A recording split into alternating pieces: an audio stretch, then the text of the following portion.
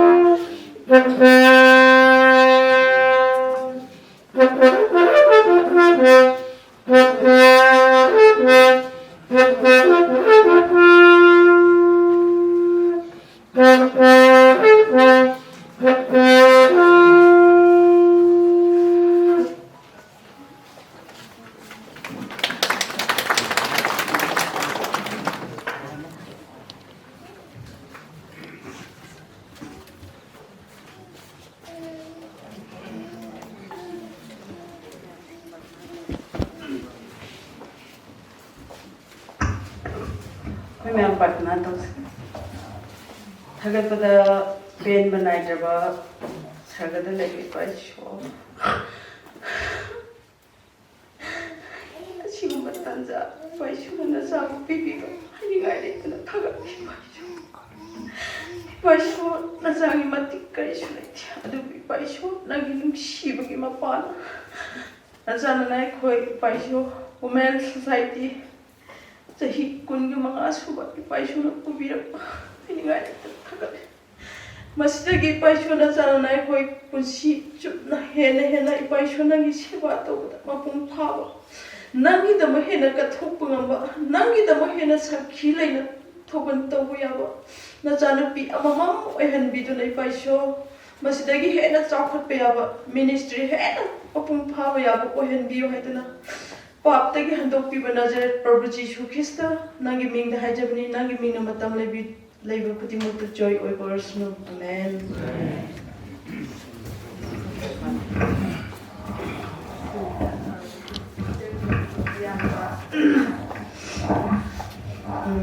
Majan paisho mapaisho majan paisho thawai aseng bagi ming da ina pijanga je haidok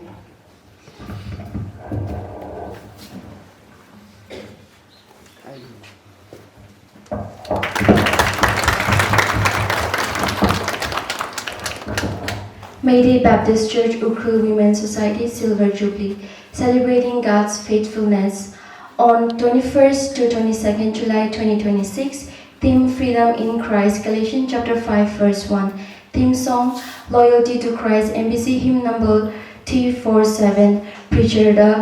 Mrs. C.H. Jenny Devi, Women's Secretary MBA. Reverend Meitei C.H. Lunglo, Women Counselor, Grace Counseling Center Ukhrul. Flag hoisting, Mrs. Aring Jajo, First Women Chairperson. Monument Unveil, Mrs. P. Satana, First Baptism Group. History and Souvenir Release, Mrs. Zadvi Yaumila, Women Chairperson. Flag hoist, Mrs. N. Tingaina, Women Vice Chairperson.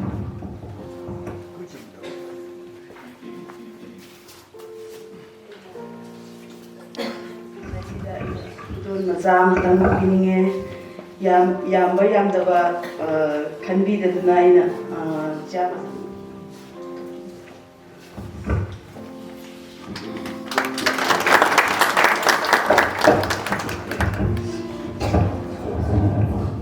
Hozikti akhoi mayam manungda lengsinjaraga program si makha chadatna ba tawjarisi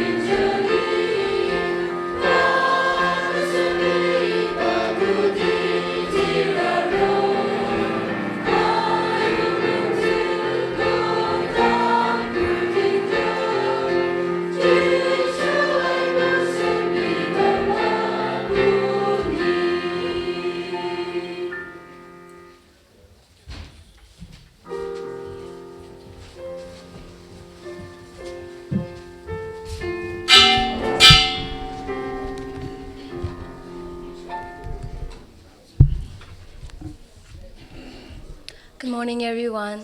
Koina ngasi program chathatuna ba ina isorgi aphaba wafau pathokjage Psalm number 81 verse 1 Aikhoigi pangal oibiriba ishorda isai launa sakadlu Jacob gi ishorda harauna laukadlu Amen.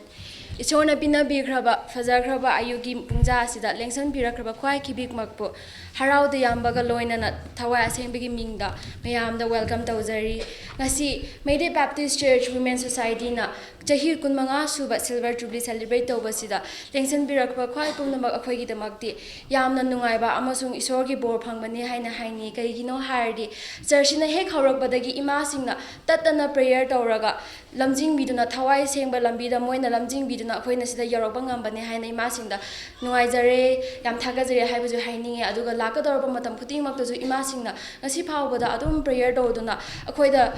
lambi example amoina thambiba dona adum thambiyo haina haibase haijaning bane hojikti akhoina program se makha makha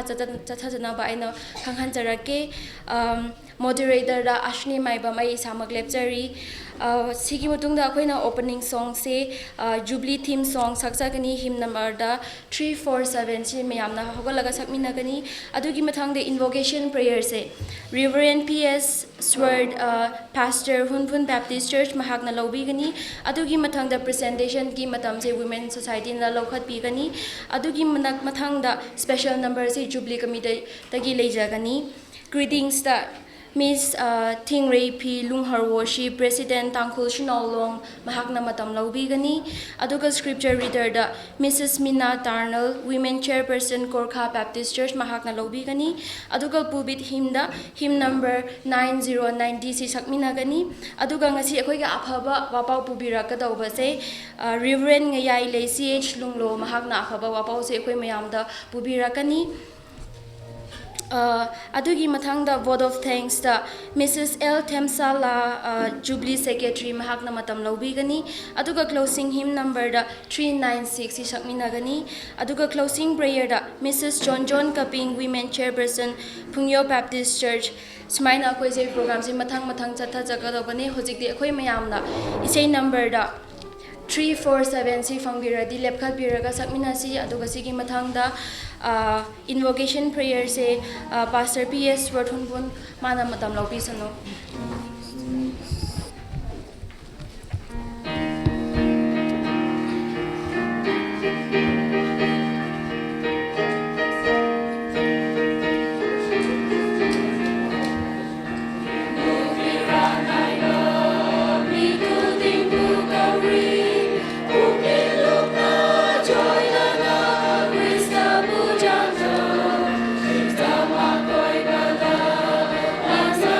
Say so.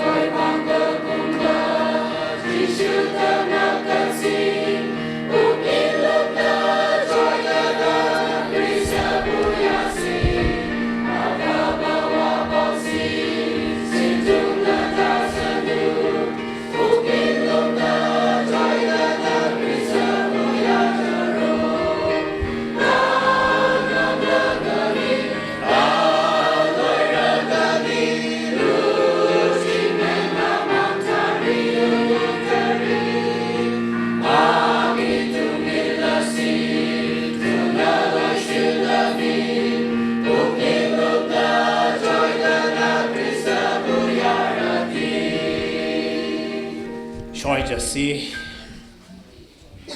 Weibo Sembi Mapu Shore, Quaggy, Midna Uber Pondrabusu, Nahakin Sitoza, Quaggy Rakta Libiduna, Don't know Magi, Holy Bashore, Papangan Punamak no one to give Punzabani having the Magda, Num Kaili then at a shore Nahapo Takat Sabani. Meitei Baptist Church, Ukhrul the Magda Takat Sabani. He shore, Mapam Sida. Koi hana di chati tonga le ron tonga le hatuna koi koi ke tonga ba puna maksina tot na tin na ba ya ta na le ramba shon ha pu tha sa ba amagi da mukta na cha no pa gi ma phan na mo si de koi chati cha pi cha di khai dre amat we na hi mina han ba na kining thole ba ki saktam ni ko shon ha chet pun sim bi du na koi bu ingmina ring da na ki phabo ba san tok na ba He shore, a chumba shore to Nano and the Titopangam Mapangan Pinabu. Cheers a sigil and Chimbu shore now the poor Binabiduna. Mankra but Hawaii Mayambo, Pavoa Paudo. Tak talk laga, Nakpo lotion Mangamna Mapangan Pinabu go. Tambakta, Jinana Mayam, Jishubu lotion laga. Tunghan Kiba, Amadi, Maning Makha Tamna, Korumbangamba, Namdaba, Irang Sina. Nansilaga labor missing bushu, shore, dung hanbi hanganugo. Nahapo yankad laga, Nahaknakari Tapirambra, Karamba Washakta, Jishu Christa Gimutung in Guineana. Ilambra the Sam, Muktung Nixing Hanbiu. Yarabadi Quagile, Repakisu, Intaba Habitu Pinabiduna. Shore, Harau Nungaina, Nahakiming da, Takapangam Nanabamba Pangam Pinabu. Cheers a Sigi Women Society na. Chihikun Manga Shubagi Palonse. Taure Haraga. He shore as in our way go and begin to go. Henna Mapangan Pina Biduna, Kong Tang Sano. Chai Shu. Nakang the bar. Kayabushu Kausile Haraga. Cheers say. Tawaina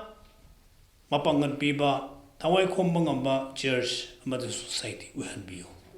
Looking Bissing Matakta. Shore. Maroma Bang Tirabusu, Lantum Tirabusu, Shona. Tong hang pire haraga apa tabak to tawangum na ba binabiyo shon hakna asu pataraba patamsi binabi koibu akana pan nei taduna tabak punabak sibang tok na ba mapangkan binabiyo tagasabani hingle gi dai shon hak bu tagasake apa to bangam na ba mapangkan binabiyo ko mase yuki tawram punabak se shon hak ta sinna jabani Nahag Yauba program ONBU, Prophet Jesus Christ, giving the high Germany. Amen.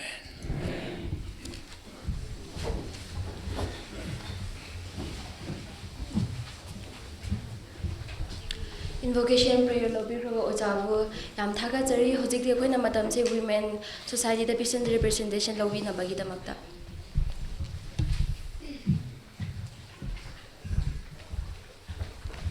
Good morning. Yamna nungaire ngarangi panghaudabasing give ngasiloina pangnangai tausi aduna Jubilee ni na presentation da amuka mokok ta ki haunangai tausi habise ina haijaning bene akhaina women society na ngasi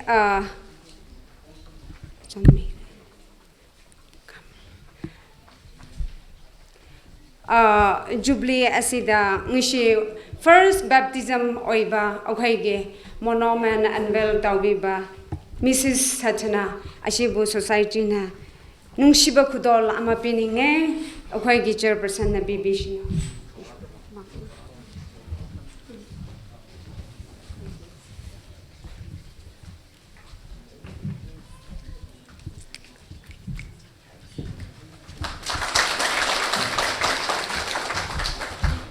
Yam nungaire ani shubana hojikmak okhaige opening prashna tawbiba oja sport humbum Baptist Church ke pastor mahangna so society ashigi nungshiba khudol ama pijaninge mahangna mafama sidal lengkhat pisuno lak pisuno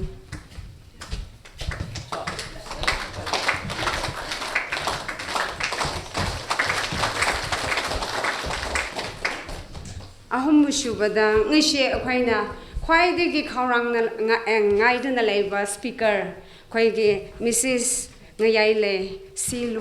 Lunglo, Women Counselor Grace Counseling Center, Mahak Nasum Asidale Katpishino, Society Ki Mushiba Kudol Laubishu.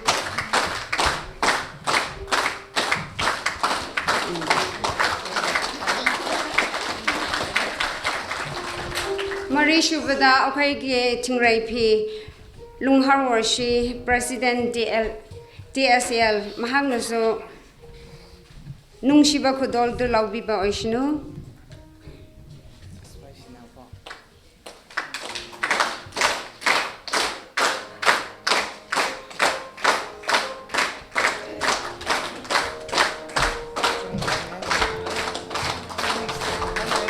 Mga Shubada Mina Dharna Mina Dharna Women Chairperson Korkha Baptist Church Mahagnaso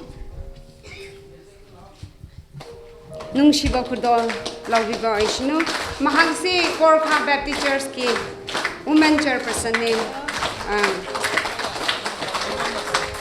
Taruk Shuba Mrs. Jonjong Kaping Pungyo Baptist Church Mahagna Women Chairperson ne.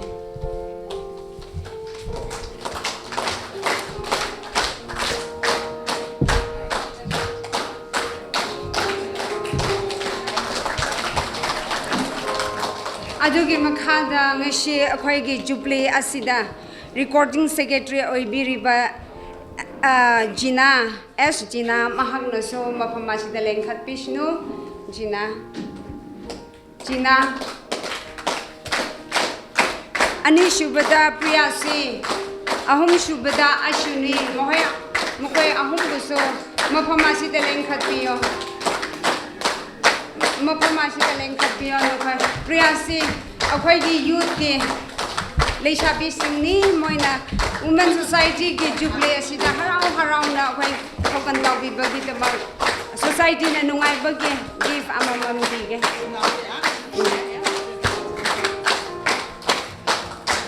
Ashi Ukhrul Bazar da Pangdabane, Akoina order Tauro Laubine. Noina Nungaino Laubibagi the Magriamke, Yam Tagale. Maru Ainangashi, Akoigi Jubilee Pang Tokshi, Haina, Akoina program Semba, Akoina history Itopa. I see the Yamna Taudang Laubiba, Akoigi church member Amalaye. KH Arun Kumar, Akoigi church ki secretary. Mahapo, Akoina, society Ashina. Envelope the pigate say Tada Tiona Haidela Kaishi there's na Lipaka Honor Ray I will get the mommy Omre Yam no Ray society na I will say Man around the love Vishnu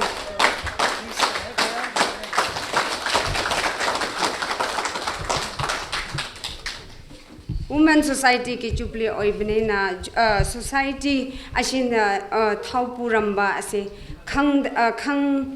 Makahang Masapai Tumada itum Women Society Kreli Chairman Saragahai Chairperson Saragahai Ping Zadvi Mimi Emram Tawan KH Kan Mila KH Babina TH Lotus Mi Mga asina mapamasida lepio aduga society na thaurang kitang woman chairperson ahan bagi woman chairperson asi mi oi mga sina pubi khrabani aduna mi mga adoloina mayam asida kakhat piro mayam na so asi mokoi singna chairperson oirame haibise masak una nangai ko mayam na asida kakhat pio Akoigi pastor bu handshake tau biraga law. From Tawan.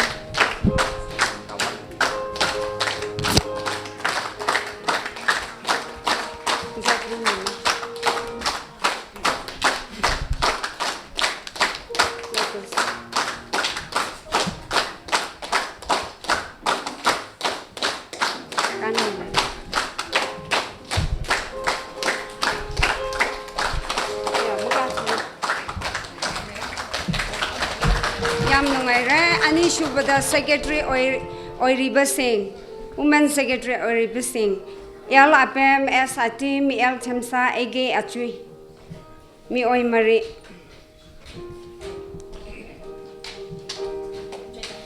El Apem S. Atim, El Temsa, Ege Achui.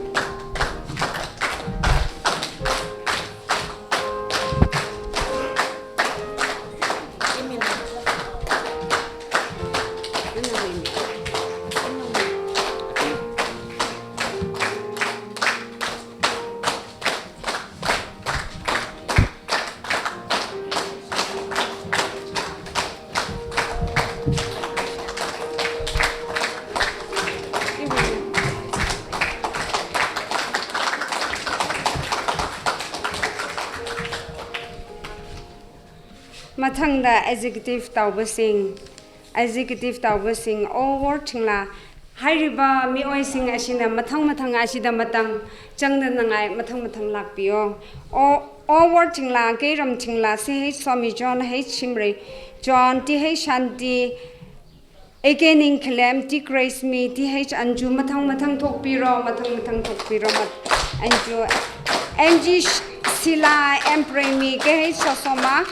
El Neda H Lada S Monovada T H Awanao Ashimi Oy 15 Mohoy say executive singing Moy Mayam Ashkala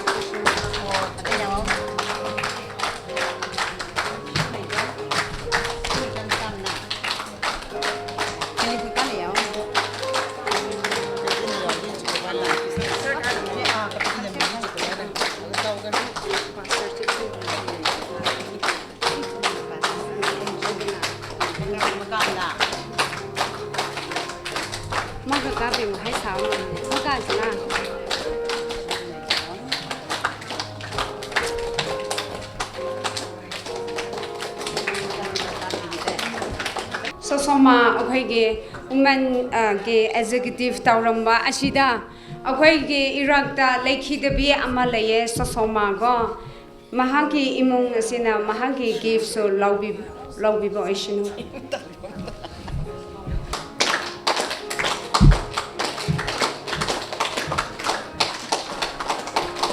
Madam Chang Shu Chang na hozik di akhoi ki pastor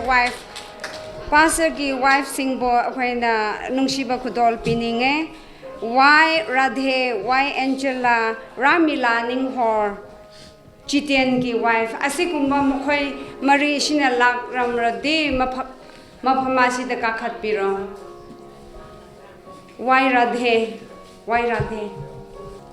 Chitian ki nopi Ramdawan mahagichi iche thingai lakrade mahang na law Vishnu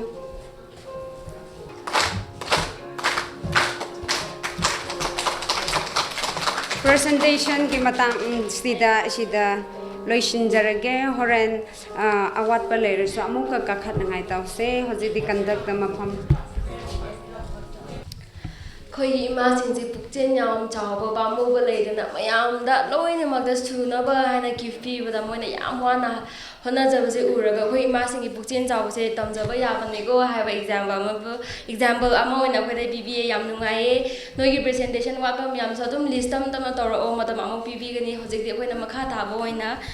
special number se Jubilee committee da madam sinajari adugi mathang da greeting se Miss Thingray P Lunghar Washi presidential as haina mathang madam lawbi sanu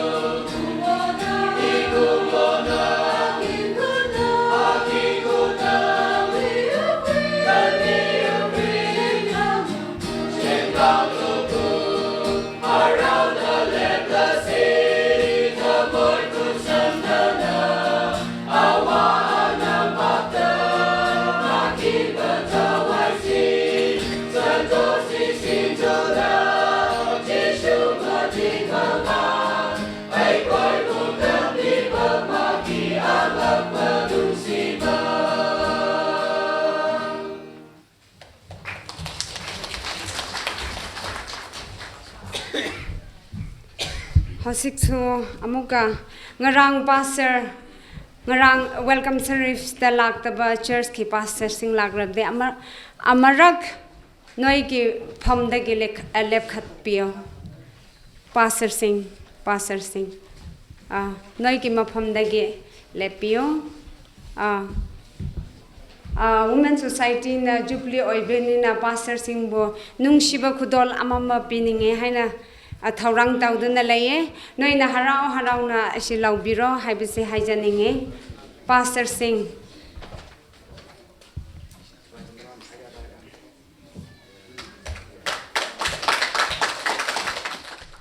Ashiki Matang the delegates Mayam, Narang Lahaudava Mayam, she left cut pio delegates. Delegates sing around Lao Hong the Vesing, Lag Hong the Vesing, my arm left cut pio, Jubilee Nungshiba Kudola Mama Long Night out sing. Mayam the left cut pio, okay, Jubilee competition the pigeon the lady. Aduga Nishi, okay, chairs, I see the fighting Nuaina, okay, bo chairs, I see Nganhanba, I see it among the Okina Men's Society na Yamna Nungaire, Hana Nishi choir sing. Nishi Jubilee gi choir sing Asibo Okwege Nungshiba Kitang Pizza Ninge Okwege choir masana Lagalang Allow Vishnu. Choir sing. Aduga Matang Amuka Ningsing Rabde Adom Matang Pige Asida Tokramge. Imasing the Putin town give me on the Bible the day Henry Swan Nogi Society to sue Henna Bibo always know Hozik the Quina programs in Maka Mokataze. Aquina Hozikti Kaino greetings say Mrs. Tingray Pilung her wasi Mahaktagi Mana Matam Lobisno Aduga Hoy Man on the Madam Zisinatari. Good morning. Mahire Reo. Nishinare.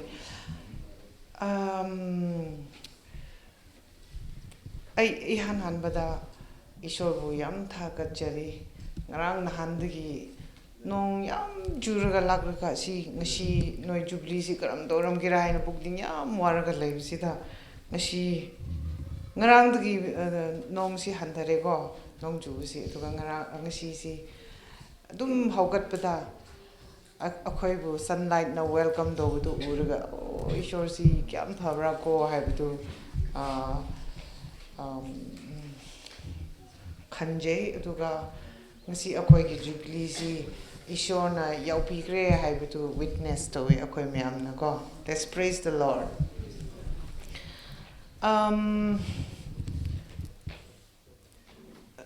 Manipuri si pasan ngang bahay to pag yam wagre atu excuse to pio ay ayam basi tangkulon da ngang krage ko ay gi ishagi aduga akoy tangku sinawlong dagi akoy greeting si akoy gi londa hairaga di sopkai na phungra dale yang full of basket akoy si akoy gi bugning si thanna pura e kiri hairaga asigumba yam nungaiba haraukhraba aphaba numita akhoi busu greetings kitamak extend do bisu akhoi yam nungai aduga it's an eye opener akhoi kitamak ti ngasi si kyamuk no organize do na leiram bra haibsi uba phangbasi yam harawe nungai ishor bu yam thakatse Sigumba celebration matam sida akoy gi former leaders akoy past leaders ki mogi sacrifices su akoy bu kri ningsing halle kri kirairaga hobada moina kyam wana horambra haibisi su akoy express to bangamdra su akoy pukning dedi phawe kari kira aina ngasai hek lagbukanda noi ki first baptism gi duga first woman gi adu hobadidi akhoi structure gumba kri gumba su kyam kri su leiramoi ko women society ki khakta nate adu church ko so asi gumba akhoi gi past leader ki tamak akhoi su akhoi honor doe ꯃꯣꯏꯒꯤ sacrifices ꯑꯗꯨꯒ ꯍꯧꯖꯤꯛ ꯂꯩꯔꯤꯕ leadership ꯅꯣꯏꯅꯁꯨ ꯑꯗꯨ ꯃꯇꯤꯛ ꯆꯥꯅ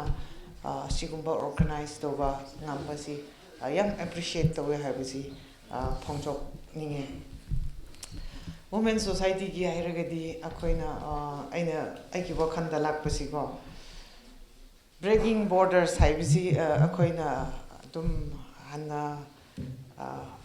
topic oina thamrami adu nubi haibisi di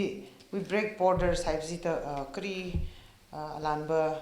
leiramoy haina khalle kri gira hairaga akoisi barriers leite ko in terms of marriage in terms of our love aduga in terms of akoigi patience ko aduga multitasking doba gumba mayam si khallaga women can really break borders ko barriers si akoina mi oibasing na barrier thambasi nubi di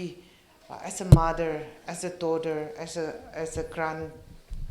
akoina asi tukaibang ngambani but not through fightings but as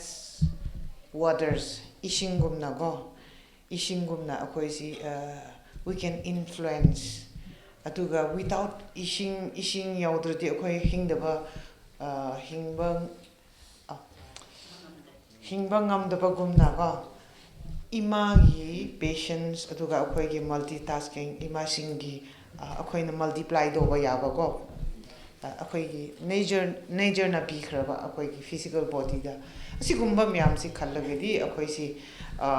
we really can break borders aduda aina hojik ngasigi greetings da haining basi akoigi theme freedom in Christ haibisiga breaking borders as hojikti as subtle power as water ko akoina ishingsi it can flow any surface ko atugi quality to puraga akoi as Christians akoi si thabak shuse haibdu haininge agi damakti freedom in Christ haibisi atopagi damaksu yam grino relevant oiramba yai but agi punsi di I see agi damak didi ishor freedom in Christ haibisi agi damak ni haibisi aidi it's for me aduga aina experience to busuda sidagi henna nungai ba leide mina kri kyam hairam rasu as long as my relationship with God with Christ is right I do go adum confidence I bubi ba adubu aina ishoda freedom phangre hairaga it does not license me give me license to sin adubu I see freedom phangre hairaga in Christ haibni ko adubu I see Christ ishor na pamba ishor gi teaching ishor gi law to da I henjin naga lan naga crossing that aina pap toningai freedom leye habane natte ko these two are very different adubo aigi personal experience di as aina tawba khuting aigi wakhan aigi action aduga aina action da yaukre adu aina daily life da thapak shubusi ishorna yaba ishorna nungai gadaba aduda choose tawningi asi verse si kadai da complete tawbra hairaga akoigi aina amuka noina bigraba Galatians ki text adu 5:1 do not beyond if you go down akoina si makha mathang tum paragadi 19 20 21 asida amale go action of the flesh akoi migumona ningjang otsakji aduga the fruit of the spirit haibisi these are two different things ani si yam tongan le go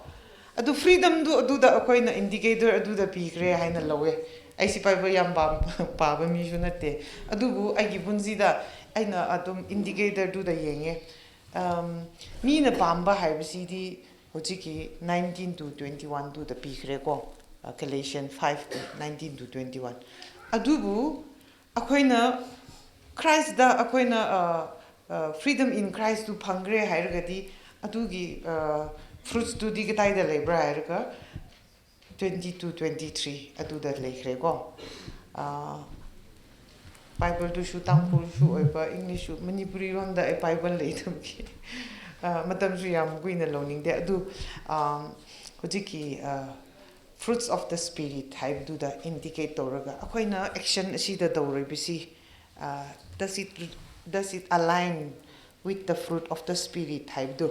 adu da yengse freedom phangre hairaga akoi pangdau to bisu yai adu bu is it aligned with the fruit of the spirit haib du adu akoi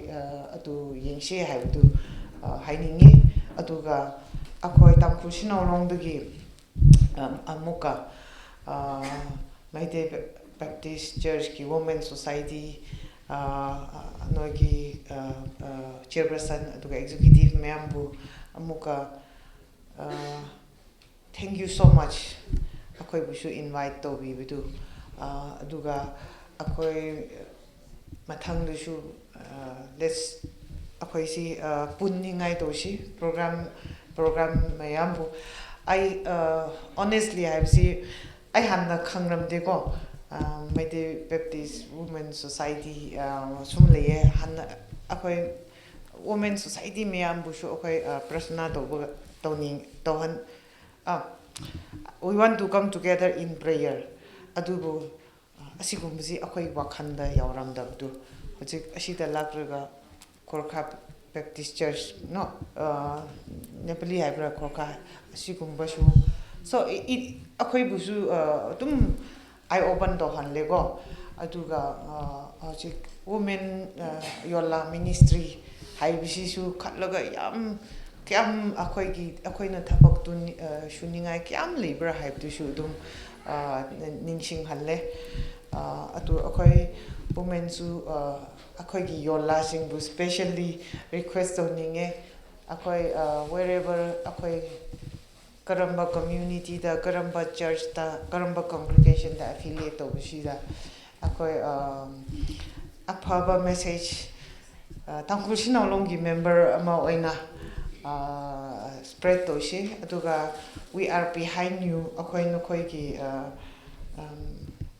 yeah Metelonji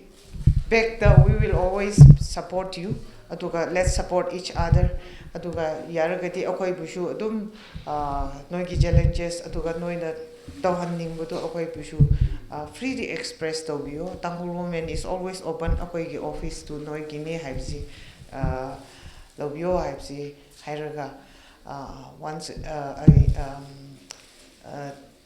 noigi Jubilee si yam grand oina success to gre ishor bu thakache aduga tung du shu hen na grand success to ba oishnu haiju hairaga tokhragi thank you so much Madam Thingri Pina Hoi Women Society Singi Damakta Greetings Pibiba Madam Kibik the church picture su tangkul sinau long na moi gitamaga thong lao na hang tong pi haina booking thaga bi bagi madam bu yam thaga jari mana Meitei lon haidru su yam wana effort yam happy raga church sida ikai khuna ba pibi damada amaka su hena thaga jari na hai phongdok jabani hojikti akoina program se makha chathaba oina scripture reader da Mrs. Mina Tarnal women chairperson Korka Baptist Church na Lobi Sanu adugi matungda akoina pulpit hymn se hymn number 90 se sakminaraga akoigi ngasigi afaba wafau bubiraka da Reverend Ngayai le CH Lulo mana matam Lobi Sanu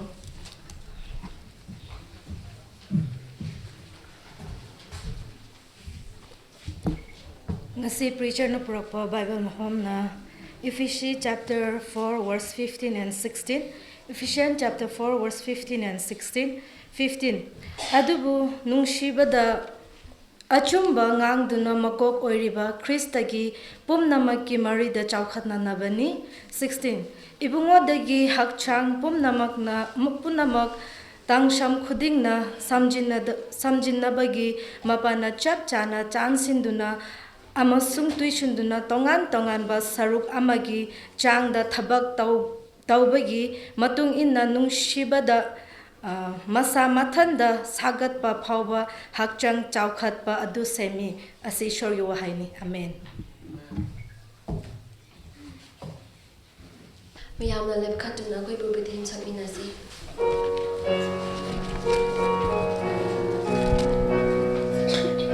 Hymn number 9090.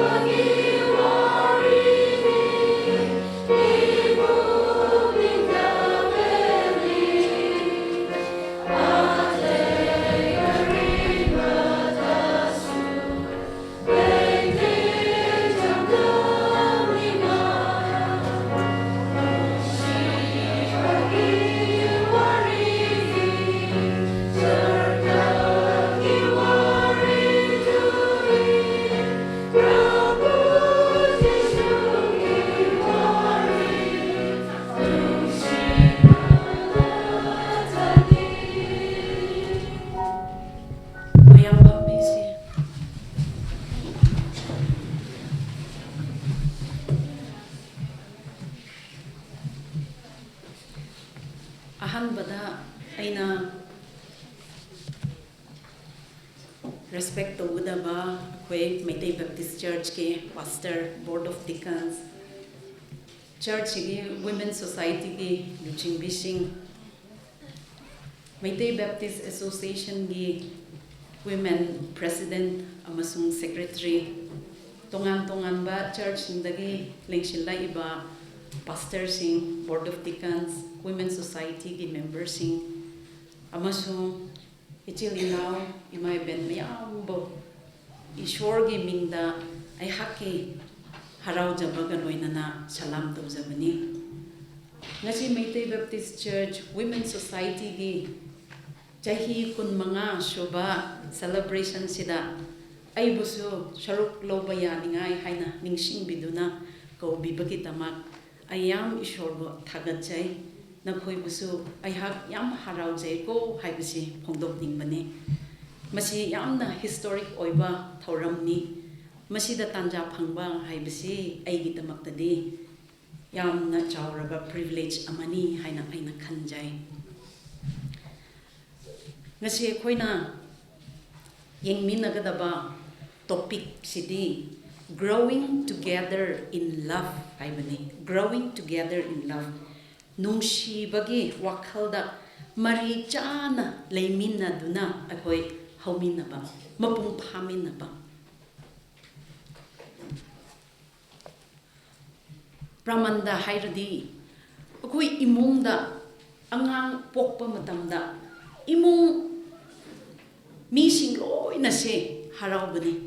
angang phange haibagi haraubase akoi leibani haraubamu angang si yokraga chaukhat handuna mabu mapung phahanba haibasi imung members mayam ge thodang oibani responsibility angang si phange yam harau jare maduda toktene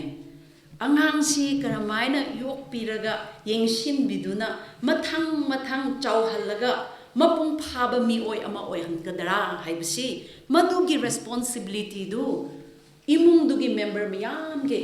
responsibility oi mani maduga manana akoi church tusu church ama laikre haiba tarbadi masida Jisu Krista inaw na ahanba oina lawshillaga thajabani haina leiriba singsi ahanbada changlakpa matamda makhoi sisu thawai romdadi pokpada ngairiba angang kumbani masi singsina church da changshinduna masi mathang oina mahaki thawai romgi chaukhatpa growing haibasi leigadaba masi growth and development lainingai maturity ni mapung phaba mi ama oire ko haibagi madugi phawba yawningai haibagi responsibility thodang si kanana lawgadabano masi pastor khaktagi thodang natte Paul na haibadi masi si thodang lawgadabasi pastor khakta natte evangelist missionary madu khaktagi thodang su natte masidi member changlak khiba akoi singlup mayam gi thodang oibani ngasi koi ni yengminagadabasi growing together haibani akoi loina amatta oina tinsinna duna akoi hauminasi haibani chawkhat minnasi aduga mapung phaba haibadu akoi oigadaba masisi kari mawongda tawgadabra hairdi nungsibagi wakhalda church ama laire haidana hek miwoi singche aishu thajabani haina chinglup ki ama oire haina lakminaba under this church roof sida lakminaraga akoi thauram paikhatpa haibasisi maduna growth determine oide nangna ishorgi wapau kya marom ishorgi wahaisi kya khangbo oirabasu maduna nang growth laikre nang si thajaba haibagi growth si laikre haibasu natabani Paul na haibadi church amada mi si thajaba mi si henjila e hairadi pokpada ngairiba angang kumna laikraba akoigi thawai hojikti thawai ge lom chat thagadabasi chawkhat hanba mabu mapung pha hanba haibasidi lairiba member mayamna thaugan tawminaraga thaugat minaraga nungsibagi wakhalda punna amatta oina akoi khongthang lawgadabani haibani Ephesians church da Paulna haibadi nangkhoi si angang oina pisak pokpada ngairiba thawai ge angang kumna nangkhoi si church ki new believer ni haina changlak aga maduda sum leigadaba natte ai si Jesu Christ da loshin khre ai hojikti thawai romda ai si thajaba mi ama oire haina changla aga pokpada ngairiba angang kumna sum leigadaba natte nahaki punsidu step by step logadabani angang oina nangsi pokpada ngairiba angang kumna sum nangi punsi si leiba tarabadi false doctrine lakpa yai khoigi punsida chumdaba achumba nataba thajaba singi Bible da based tawdaba principle doctrine kairaga atopa doctrine su false doctrine nakoina taba phongjaba matamda nungshitna sumaina shitlaga asom dasu madom dasu shitpa gumna nahaki thajabadu sengna lepangamdaba haiba matam su lakadabani adugi nangsi adumaina angang ni haina leiba yaroi adubu mathang chawkhatpa mathang haurakpa haibadu nang darkar tabani madusu mapung phahangadabani mapung phadana leiba yade leppa yade mapung phaba haina polna haibasidi Jesu Christagi mawong matau kumna oirakpa haibani Christ like living Christ like character adubini Jesu Christa gumna Jesu Christagi life mawong gumna aikhoisu hingningai maduki target lairaga madu yawnabagi tamak aikhoi mathang chawkhatpa chawrakpa haibasi darkar lai haibani growth development chawrakpa mapung pharakpa haibasidi hingliba haibako jiba mayamgi masidi asingba thodok ama oibani living things or living beings haibagi natural phenomena ni sidi chawrakpa haurakpa hakhamai mapung phagasam kachihi kharingayur hingliba jiba sing haiba mayamgi natural phenomena oibani ashiba haibadudi magi dadi haurakpa leite growth leite chawkhatlakpa haiba leitabani mapung pharakpa haiba leitabani ashiba singdi sigrene madi krim su tawdire adubu hingliba haibagi masak asidi chawrakpa haurakpa mapung pharakpa haibasi masidi leitaba yade ngasi koi church si Meitei Baptist Church haina koi lingkhat kre yare 25 years celebrate tawkhrabani ngasidi women society gi 25 years chukre haina koi se celebrate tawribani ahan badagi haurakpa matamdagi ngasi bauda 25 years Europa matam sida mathang growth, development, progress laye haibasi haiba ngambra ngamdabra masiniko Paul na koibo pamjabadi Jishu Krista gi gundu yaudri phauba mapung pharaba Krista loshin graba thajaba mi amani haina lairiba madu gundu mathang oina chawkhatlaga hallaga mapung phahangadabani haibani ngasi women's society mathang chatharaga mapung pharibra haibasiniko ahingba jiba ama kumna agoi si hingliba church ni hairadi soidana mapung phaba haibadu uba phanggadabani adubu church ni mamingda oina dum laithokre mapung phaba haiba koigi growth and development uba ngamdare haiba tarabati masidi living church nate living society nate haibadamani church asi mapung phai amasung masi mapung pha ninga akoi mathang oina chathari haibasi karmaina khangadara hadi masidi quantity suni mi masing yam khatpa haibasi su growth ke khangba ngamba yaba ama oibani akoi yengadi church hanadi yam mi masing su yam pikram bani ko hojikti aini yengba matamda church member anobusu yam lakhre growth haibasida mi masing yam khatpa women society ki members su member henjinba haibase hojikti yam sila yam khatla madusu growth haibagi sign ni hojiga koina yengradi the first church haina leiriba acts tadi acts chapter 2 phawbuda koina yengba matamda first pentecost day haina pentecost ki numit sida thawai asengba phangba matamda Jishu Krista bo aisu lopsile haibasi mi si lising ahum ne ahanbada khara leiraga daily haine bible haibado acts chapter 2 gi 47 haibadi daily numit kuding nongma Jishu Krista bo loshin do na thajaba haiba mi masing si yamsile hai acts chapter 4 yoba matam dadi Krista loshin ba thajaba haiba mi masing si 4,000 rom 5,000 rom yokre haibani masisi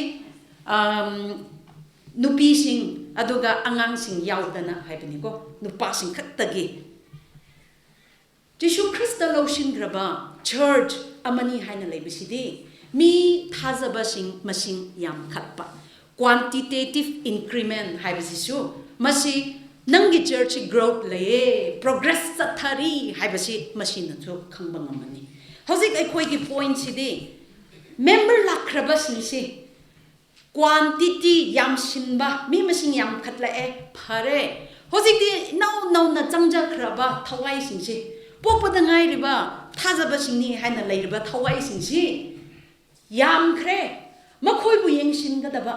quality dunigo akoi ngasigi point toribasi growing together in love hairibasi quality dubuni lairiba tiliba akoi church member miyang si akoi gi singlup si hojikti within our church inside sidadi akoi si progress laibra leitabra haibani progress laiba haibasi growth and development lakpa haibasi di Jishu Krista dage hobani mi amana hek aidi masi ko masida haibani haina aidi haisingraba mini haina church member hek yauraga mana development and growth puthokpa yade akoi gi thajaba haibagi khongthang sidadi growth and development starts from Christ Paul na akoi bo phapta ningai gi praman pantam tobibadi Jishu Krista sina church ki makok oibani head of the church si Jishu Krista ni hakchang da koina yengba matam da hakchang sida praman tawbada head of the church si Jishu Krista ni aduga khoi gi leiriba hakchang gi kaya tongan basi hakchang sida chamna duna akoi amatta oihamba haibasu kumna grow develop tawbani haradi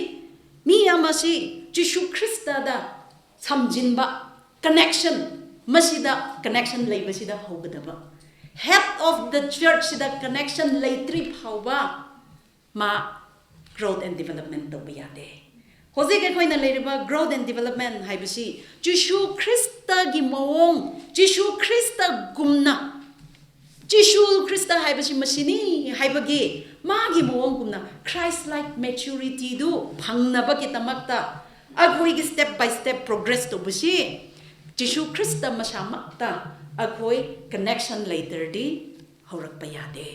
masidi connection mi amasi thajabani haina masi Jishu Kristani ma bu thaja kre aidi connection laire haibashi da individual si dagi hobani ko individual dagi hobani aina Jishu Krista lawsile haina connection hek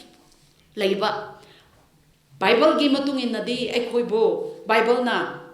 pamjabadi Jishu Krista da connection laikraba mi singsi ahan bada akhoi sidi pokpada ngai riba angang macha kumbani nangsi aisi individually oina akhoi si growth and development in our faith laitaba yade aigi connection with God si chawkhathan gadabani madugi tamakta masi connection si phajana lawkhre haiba tarabadi connection du mathang oina lawgadaba connection si leiraga mathang ai isamak chawkhatpa darkar tabagi tamakta masidi Colossians 2 gi 6-7 da su haibani nangi faith tu thajabadu deeply rooted in Christ hayane Jishu Krista da deeply yam che deeply rooted in Christ pambi amana magi marasi akoi di ubang amdabani ko pambi ama satle magi marasi di laipak manungda hauri banine mina ubang amdene personally aigi thajaba haibasi Jishu Krista da how deep is my faith how deeply am I rooted marasi yam phajana deeply ai koi na rooted to bangam ladi hauriba pambi asi phajana hobangamba si growth and development laigdaba adugi masa su Krista da jangja kraba koi thajaba singdi ai isa maksu ai gi marasi tattana lainingai gidama phajana phajin ba yaningai haigibana akoi personal growth haibasi su darkar tai haibani lairiba Meitei Baptist Church ki members sing amasung akoi laiba thajabani haiba mayam masi akoi church tongan bagi members su oire ai gi church ki member da ai si membership lo basi Krista lotion khrabani haibagi khangba yaningai ge baptism na akoi lo bani ko baptize to khre haiba hek masa gi local church haina akoi lai khrabani hojik di church member ni haina changlak khrabai khoi si I personally grow labra I personally develop tawribra I gi thajabada haibasi I gi thajabasi deeply root oibra haibasi akoi khamthagadaba deeply root oye haibasi I si deeply rooted oiduna I mathang chawkhatla I gi faith ta haibasi kramaina khangadara hairadi point ahum kramaina khangadara individually amma oina I grow laye I get the development laye habisi karamaina khangira hairadi number 1 sidi joy harauba haibisi di phibamna tongan ba thodok tu na determine to banatini wakhan nungaite hojikan gi circumstance situation si phajadre ai nungaite haibagi ai gi joy mangre haidine Krista da lotion kraba mini matu the grow lairi magi misak amasi thajabagi mi si masi phajana growth and development lairi haibasi kramaina khangbra haibadi madi always joyful Krista da aisi samnare ko aigi connection ji Krista da lai ko haiba khangbadu madugi thajabaduna joy laibani ne magi joy haibasi di circumstance na determine tawdine punsida problem lakayai punsida haraubasu laibani adubu masikumba circumstances na thodok singsina phibam sina akobu determine tawdana haraurag laiba Krista the connection lay haibagi harauba aidi harauba ngamba mi hairabadi nang mioi nasa personally oina nang growth lay Krista the changja bagi growth lay haibadu maduna sakhi amani ani shubadadi Krista the jangja kraba amasung growth laye haiba mi sidi kramaina ubra hardi willingly tawning na harau ishor gi tamakta ai gi da karino lairiba ai kachage hayane nang ngasi ai su singlup ki member amani hairaga ai gi da lairiba karino khangde pithokning daba pithokpangam daba maduda nangi cheerfully ko ningai re re waina chikat ngai re re waina ishor ki tamak tani haina singlup ki tamak nang si kathok pangam daba mini hairadi nang gi the growth haibasi akoi thajade madodi chingna ningai lai haibani nang na masi kumba ngasi example hairusene koi gi church sida ngasi di sigumba Jubilee ki thoram pangthok kadabani women society ki members sing masa de ishor na board pina biki bado na koi si karino ngasi di masigi thoram si success oiningai ki damakta nangju masida ishor da changja kraba connection lo kraba mi amani haidana nahaki piba ngamba karino matamra nahaki service ra nahaki finance ra nahaki prathana to bibra nang na piba ngamba puthok pa ngamba taram pithok pa ngamba mi oye ai sharuk azumaina lowri haiba tarbati nang si individually speaking personally speaking nang growth laye haibado khangadabani church members who maduni ko church member ni church ki ishwar Jesu Christ na head oibani na mabu samna kraba mayam masidi ai gida karino lairiba hakchang ge kaya tongan ba kumna akoi si body parts kumna masa gi thodang leibani ne khutna tawgadaba thodang lei ne masina khongna chakadaba thodang lei ne masa bo pi kraba thodang do taning harau ishwar gi tamaktani ai di ma samna kraba gi matung ina head asina pamjabadu ai tawjage haina personally nangna kathok pangamba oirabadi nang Jesu Christ gi inside within nang Krista ga samnabagi gundu nang growth laye habado maduna shaki oidaba ahum shubadi nangi lifestyle sinani ko nangi hingjariba mowongdu mina yengaga Krista lotion kraba Krista da phajana samna kraba connection lay kraba mi amani habisi lifestyle sinu show tawudabani nangna Jesu Krista gi wahai se yam khangba tarabasu nangna tambiba ngamba mi oiraba tarabasu Jesu Christ gi lifestyle haibasi ai haki punsidagi aina utpang ngamdaba tarabadi ai growth laite ko masisi growth ni haibasi yade ai growth lay haibasi di aina ai Jesu Christ thajabi mi amani haina law taraba tarabasu mina ai bu hek yengaga oh madi Krista lotion karbag misak aduni ko magi bataw mong si magi hing leba lifestyle si di masini ko haina khangbang amba ado lifestyle haibasida agona lifestyle ubang amba haibasi temptation haibasida yam leibani ko athemba lakba matamda nangi lifestyle achumba du khangmani athemba laitaradi temptation haiba kari shu laitaba kusui go ma laila kaje madudadi changtam tawningai laitabani ne kusui khra tharande nang lepa ngambra ngamdabra haibido khangbani ne nang na aidi Jesu Christ lotion kraba mi ma oirge haina Jesu Christ head of the church ta connection hek loba nang bu athemba lakani ne changtam lakadabani ne nang si asengba connection laiba mira na tabra haibisi nahak na pamjaba kari kumba nahaki weakness Satan na so koi weakness khangbani ko masidi ishor na pamjadaba chinjak chaba haisera ishor na pamjadaba tawpham thokdaba haisera madudu nangi weakness ne heredi madudu lauraga nangbu athembadu adudagi lakadabni nang Krista lotion gre ai church ki member ama oina singlup ki irakta ai changja khrabani haibasi individually mi na yengaga athemba lakpa matamdasu nangdi lecchaba ngamba mini haibasi si nahaki lifestyle duna show tawdaba sini ko individual oinusu ai grow away haibasi ha na Krista lotion dringai da athemba lakpa khuding ai si turaga leiba Krista lotion gre haiba matungdasu church ki member ama oire haiba tarbasu aigi mowong du lifestyle du matu chap chana hingba tarabadi nang growth laite haibani nang shirabai chil now sing aigi point di duniko pol na haining badi maduniko agoi na growth haibasi Krista gi kumna hingba ngambagi mapung phaba haibasi madugi chapkadaba khongjat ni ne masi yo ningai kitamak ai personally su ai su growth to darkar tai haibani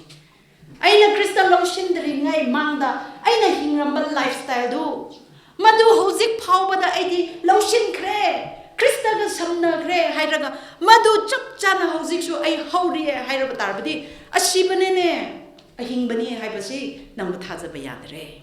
Masha Madu Kantabatar Kartai. Hozik di individual growth Kaptanate, we grow together corporately. Mayam Jamina Duna, I call it Horakpa Hybasisu, Darkar Tai Hybani. Mayam Jamina Duna, Horakpa Hybasi, fellowship Hybasisu Amaniko. I never Tangu Church the Quai the I don't know Ama Haise, Pondok Jage. Away youth sing say, Maroina Quay youth sing say, Jishu Christa Loshin Cre, Hybagi Haki Pibani, Haina Quay baptism Pibani. Baptized to Krabamayam, a Quay. Baptist ke thaza bagi matung inna de baptized to kraba mi dubo church ki membership oihan bani ne church ki membership ni haina de loshin kraba church ti shuka ka da ba mang ki bani ne angang sing do na ha sing do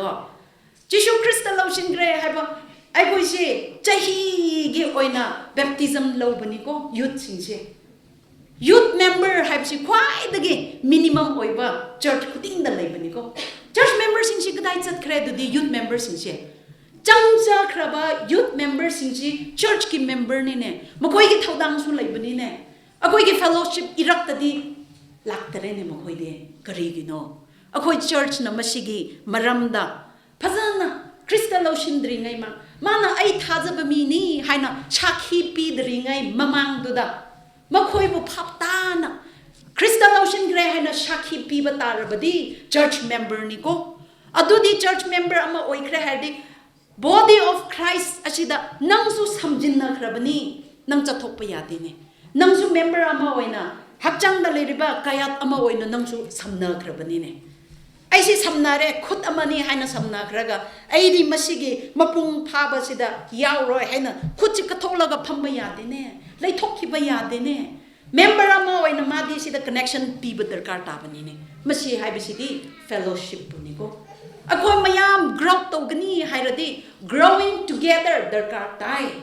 Kaya tungan na laybagum na samna bagum na ay koy di amatta oy na mapum amo ay na laygadabani. Church kadaba yade.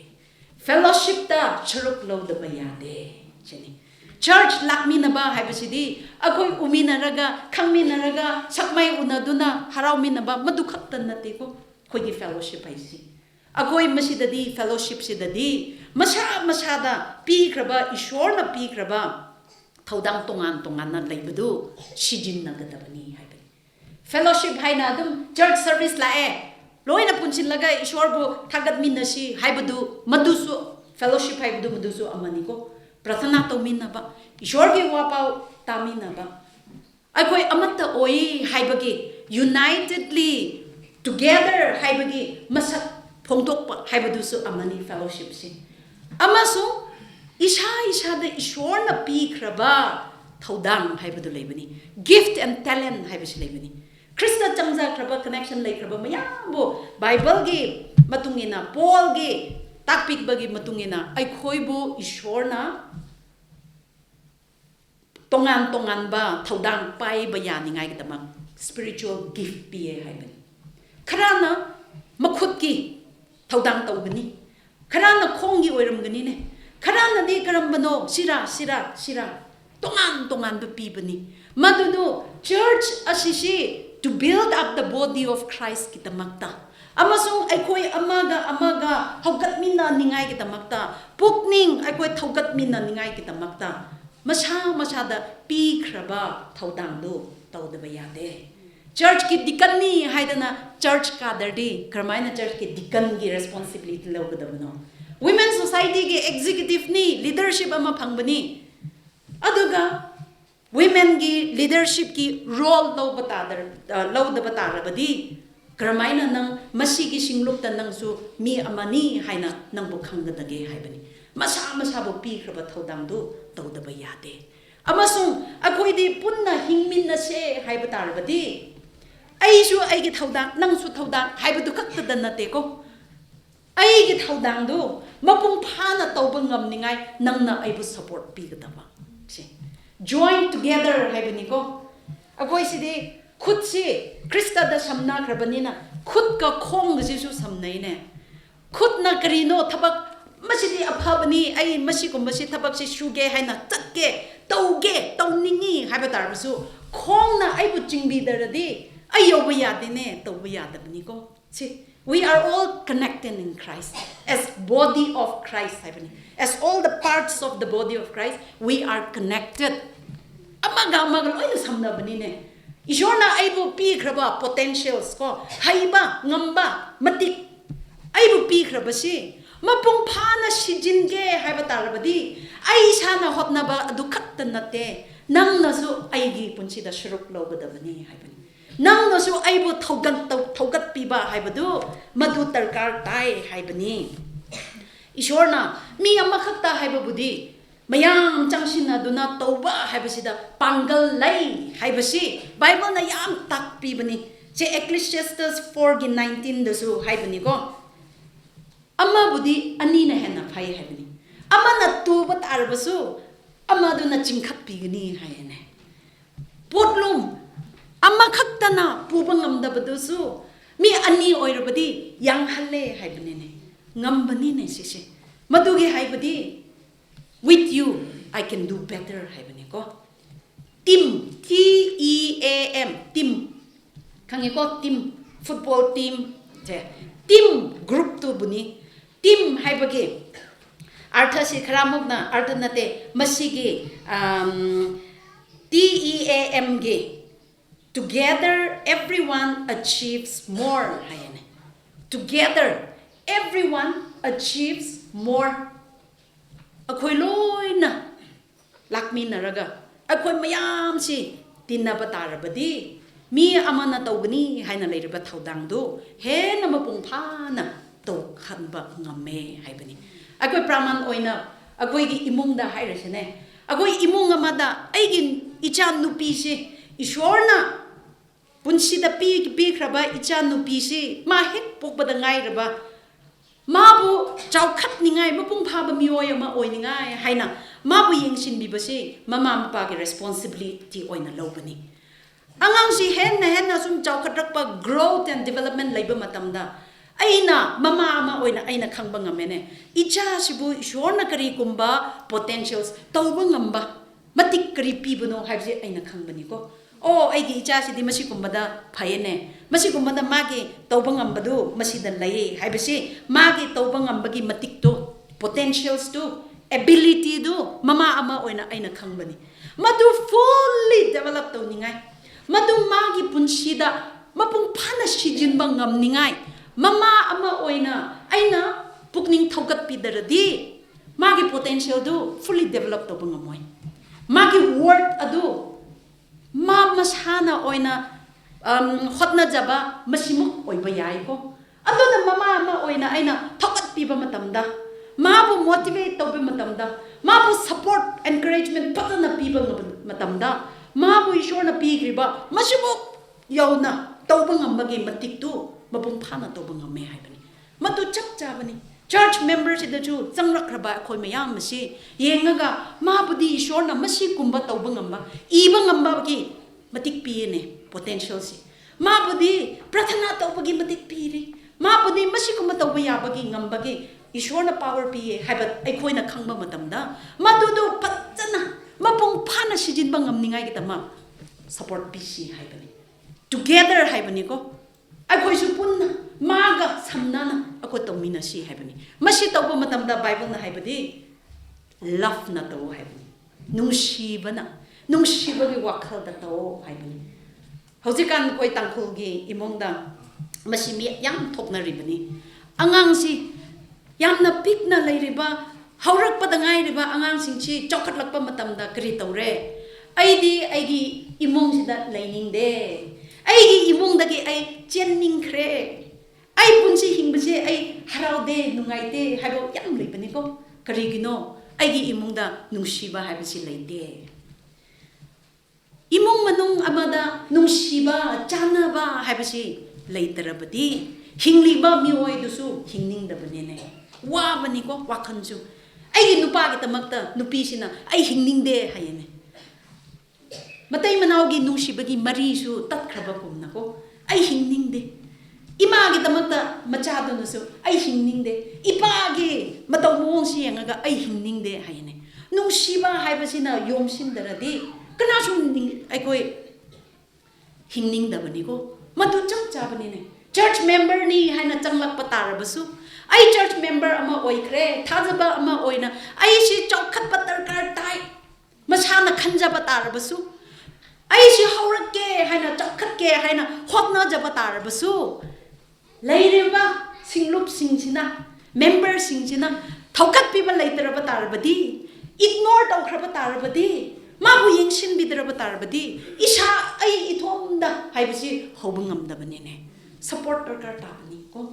kanano masigida ai khoi gi irak sida asma de khara de khara sholi haiba khangba tar badi chaibi gnu ne mabu yengthi gnu ne mabu hen nam thak to bi gnu ne atubu mabu hen haukat ningai haibasi akhoi loi namak ki thodang oigadabani habani nungsiba haibasidi ishordagi lakpani nungsiba haibasi akoi nungsi chana na laiminaba haibasidi aina nangkoi bu nungsi haibasi nangkoi na khange haiba tarbadi aisi krista da samna dri phawa aigidagi nungsiba nangkoi supu uba ngamoi aigi nungsiba singlupsida ai nungsi haibasi aina phongdokke haiba tarbasu ai isasi Jesu Krista da samna dri phauba nungsiba haibadu mi atopo ai piba ngamde haibani nungsiba haibasidi ishordagi haurakpani ko Krista dagi haurakpani ne Jesu Krista na ai kobo nungsibiduna ma masa punsik ka thokpi bani ko Galatians 5:14 na haibasi nungsiba haibasina maya masi kokpi haibani mana maya masi cover to bi habi Krista na koi ge pap se nungsiman madage pap so kokpi bani sumaina akoi na 1 Corinthians 13 gi verse 4 5 6 7 yeng bad matamda nungsiba haibasi karino haina su Paul na explain to bani nungsiba haibasi de nungsiba na akoi bo khangbi haibani janbi kalakte napal taude chauthokte shaugande akoi ge phattaba ningsingduna leite hayogo aran babu haraude nungsiba haibasidi mi amagi aran ba tawkre haiduna maduda aikoina phajana paiduna leite haibani nungsiba haibasidi kokpiba madusu yawni ko agoi member sida singlup mayam sumaina leimina basida mi amaga channa de haina aidi ma bu yeng bangamoy aidi ma se agi yeng thibani haina nang na madu da hold on to batara badi karamaina hingmina gadabano growing together thokpa yade growing together lege haibadi nungsibagi wakhal da tawgadabani Paul na haibadi nungsiba haibasidi papsu kokpi bangambagi shakti lai haibani Jesu Krista bu aina samna khrabagi matung ina Jesu Krista gi nungsiba haibasi aina khangja khrabagumna aisu laiminariba hauminariba mi mayam bu Jesu Krista gi nungsibasi aigi dagi chathap khangadabani haibani ko Krista losindarba mi singdudi mi amagi pap tawkhraba kari su kokpi pangande pap kokpi pangamba haibasidi aigi pap Krista na kokpi khre haina khangja khraba madu experience to khraba mi singduna mi atoppa busu kokpi pangambani masi nungsibagi thaujani haibani ko sini nungsiraba ichili nausing ngasi ekoina topic le yengmina basidi growing together in love aikoi singlup amani haina church member amo ina changlak khraba khoi sidi Krista da masa individually connection lo khrabani ko growth haibasidi Krista bo samna khraba masidagi hobani akhoi gi journey si sidagi hobani masidagi growth leiraga isama ai haibasu growth darkar tabani ai growth lei haibasi Krista bu connection lo lei khraba gi matungina ai growth lei haibasi ai na mi atai singbu nungsibiba janbiba makhoigi alamba kokpiba haibadudu akoi samnai haibagi magun aduda phongdok kadabani ai isha haibasisu mina yengla aga krista loshin kraba mini haibasi aigi mong mato aigi lifestyle sina utpangam jaba mioi ama oigdabani masina aina utjabaga loinana aiga hingmina riba mayam masi in love laigisina phyomiai laigisina zumiai laigisina khayon khamang maphaning ongmanai legacy kachulungli amatta oina aikoi hauminasi amana amabu pukning thogatminasi aduga ishor na koi bu pamjaba thajaba mi ama krista gumna hingningai haibadu madui mapung phabadu yaudri ba phawba aikoi tattana thabak suminasi hingminasi haibani ishor na koi miyam bo porbina biboishno amen Reverend Meitei, akhoi miyam ki damakti tangkhul amagi leiriba nupi miyamda yam respectable oiba amasung exemplary like amone hingaga akhoi da mana isorgi wisdom da akhoi da adum thabat rira leiriba nupi amane aigi personally haijawa hardi madam Meitei se aina adum yamna yengkhatlaga tamjaningai oiba akhoi youth ki oirasu amasung women ki oirasu tangkhul da leiriba nupi miyam ki damakti mana achawa thabang lawraga leiba misak amani mana ngasisu akhoi church da matam ya khaidopiraga akhoi imasingbu thabatbu oina afaba waba pubirabaidamakti yam thagajari haibase hainingi aduga magi future da leiba missionary mana tawdaba mayamsu isori henna gyan lawsing pibiduna mayamgi punsida change tawbiyo ngamba adum ozasno haina madamgi magusu haijaningmani hojikti akhoina program se makha tarakpo oina vote of thanks say women society na matam na wisano women society na matam sinajari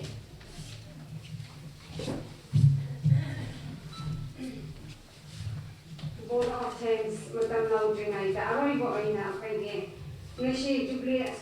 Jubilee asida kai taw biduna lairiba mokhai mi oising mi taru asibo society ge nung shiba kudol kitang bidene aduna moisina asida lagaga thokbishnu S Joylan P Robert M Joy TH Premjan NG Telheba mokhai taruk asina mafam asida kakhat bishnu okhai ge women society ge chairperson na khutchina bishnu atengi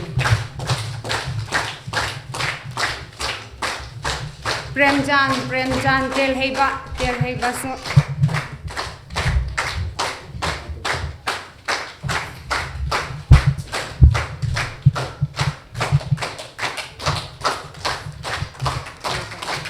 Telheba later mapanda Telheba ki mapane ase yam nungaire hojikti Jubilee loisin ge tawre tangkulon aina ngangrege yam wakre ko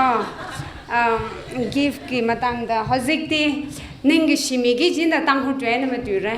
Meitei tu hi cho na haida hangi ji ko tong malai hai ji haidla jena aj thagatpa matam silakringaida women society karam haina ngisi 25 years Jubilee pangthokpano karigita karam haina hodokpano hairaga pangmasum cheng mut thaye Meitei londa ko mut yang pangmasum asidigi hauna akhoi khainaraga ahanba asida akhoi pangmasum loina purakna si haina purakpa kanda tinna ama yaubane adu matam aduda rupees 160 phangmane tinna amada aduna ahanbagi fan oidana akhoi asumana zatharaga 2009 na asida akhoi asumana women society ama leikrabne na akhoi nongmati Jubilee pangthokrani aduna member kuding mangna rupees 50 khainaraga akhoi Jubilee fan ahanba oina tausi haina akhoi asmain horokbane aduda akhoi ngisi Jubilee pangthok liba 25 years suba asida akhoi gi Jubilee gi kesher ahum leibane ahanba asida ke ramthingla mahakna paibi ani subada H Mir John ahum shubada ngashi hosik akhoi Jubilee secretary oireba AK achui mahangna Jubilee ki kesher hosik si tauri women ki chair secondary su mahangna tawbidana leibene asumaina ngishi khoina Jubilee pangthok base mingon dage akhoi donate chatlaga akhoi pangu haina tawda kumsi akhoi ki angamba si puthokraga akhoina tawba yaba makhai tawshi haina akhoi imphal ta ngari lauba nga lauba adu tawraga fundraise thiba sida akhoi ki tanghul ijinau singna kana so thadam leishla aina itumna fundraise ka phadam le khui mingai reo ko tom mingai reo aina sakhmi ji mingai na achi itume Jubilee khamayon samangda khaine kala akhoina Jubilee si pangthok si haiba sida faith promise towner government society asumhaina pangthok pa sida church na thaudam achau blaubi church na akhoi women society asida thaudang achau blawbiraga moi ki support ki mapan na ngasi akhoina asikumba silver jubilee pangthok pangam mane haibase ina asi ahanmada church da haizening mane ani shuba asida hojikte ningishi program ke sem ko tong khale आज speaker sami dekle mem Jenny mem aya yang itumle le shila gahaya preacher khnila ke MBA we women chairperson women secretary ne apam talak salala itumna program sange ke chili mana kare ishu chingna balai dena ko harau na asidi eki thaudang mak ni haina mana asumaina lakpiraga akhoi bo afaba ishorgi message phajaba pibya asigi dama hainangai leidena women committee side gisu embassy gi women side gisu harau banungai ba asi phonglok jari ani shuba akhoi gi mem ayai asidi akhoi tangkhul so oiba ko akhoi toina adum unaba aduda mambu akhoina loina sinaba asida mahangna so harau na ko lakning na lakbani ma program karam tawri karam haina chathari haibiso adum akhoi toina hangne man haye ai kan na noigi nomgi damakta prashna tawri ko haye ko yam thagaleng sidi akhoi numit asmaina phangani haina asha leiramne nong juba sida akhoi na church singda chakhiba akhoi na thaurang tawkhiba pum namakse aren mata gedra haina ko na warame adubo akhoi gi asonba ishona yangbida nang ise nungai khraba mafam numit asipurak piraga akhoi mayam asmaina tinghan biba ase ishona thaurang biba na henna phai haibise khoi mai amke puknung da hapse haibse ise haijaning gani yam thakale ngisi gi speaker sing aduga church Ukhrul da leriba church 16 asida khoina committee sing na sangraka sepakanga yurga teli pana hawa da yangkhang tiam man na mukho church gi imana welcome sa huilaga pastor ka chigthana siasa minge sanglo dai thamle office li thamsanga siasa ningshina ye athumni thumle pangchat sanghamine moi gi prashna gi mapana akhoi bo thauna ya happy yam nungai haibise ngishi Jubilee committee ki side again as is your hijacking mane ise akhoi gi yaushen ba Jubilee lagi tarai hojik akhoi Jubilee history irashi Jubilee sing committee sing phamgrashi na phamba akhoi kana so ithum tamshi gui gai mi ki ba gam sang mana kham siang sa ji un mangai na sa ko na ko tom mi la ka hita la cha silver Jubilee sang ko phangno among rapping he shimli la crossbow jersey la crossbow karang rang we azingli nangrangi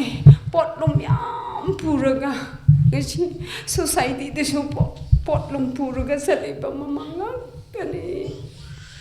agoina to thok ba da mapung phada ba kayam lai ngayam ma pi khaba chung khalai ning li magapen ko chon masang khara wi ka khang ga je ga chung ga sambangai Jubilee khamion ni khasai ko je vana lumission mi da je thumle ring pha ga ya atam hi da da ungshung khang sang chi ma ing shi kho nudum sai ko nei thumi program nei ma pum cha khama pham nei da thai da le kho ga I thum sa da le ping mo mai thum mi yang ko tu ga I thum mi ki shep ko shop lo sao da ni yang mo hai re ga ji ne thum sai ko re manga le hi la hangai ko isina program Singapore and hopok ga church li asam bang se actually Itum say Sakum side, Sukamas psychorally. Achieve a Massambang to way, Achieve to Mongrok to way, Jimalala, Masakla. Issue a program psycho, really Matang Tada, Manga quickness at psycho, Jiva. He hung like Sene, Jubilee sounds the one Manga Sagapoli, Issue could shake upon Malala. Here tum knawatam learning shimilak say ishiwi Jubilee committee being week a penning ne. Psychori itum committee being with Magagshung Lesar, Netoming, John Kami, Siasa Kami, itum the guard Kayatran, guard Sangaponga so the Siasamilo, Samilot, Psychor Lehang Sajuva, as Tangur Ukhrul lay the player, embassy chairs here, Tankrui. Like she we a subchina itum limoluika milga chairs aka hitada ngurung shing and a lady like oh he itum Meitei ping the kasamaning lang manekacher tankruwe like she support kachung kwi mangai no what psychology shung the kleine in hangaye jaina aja women society hilisa the clapping he pasarinila manglarinila Cruise Pongnagal, a sir, declare among rasser.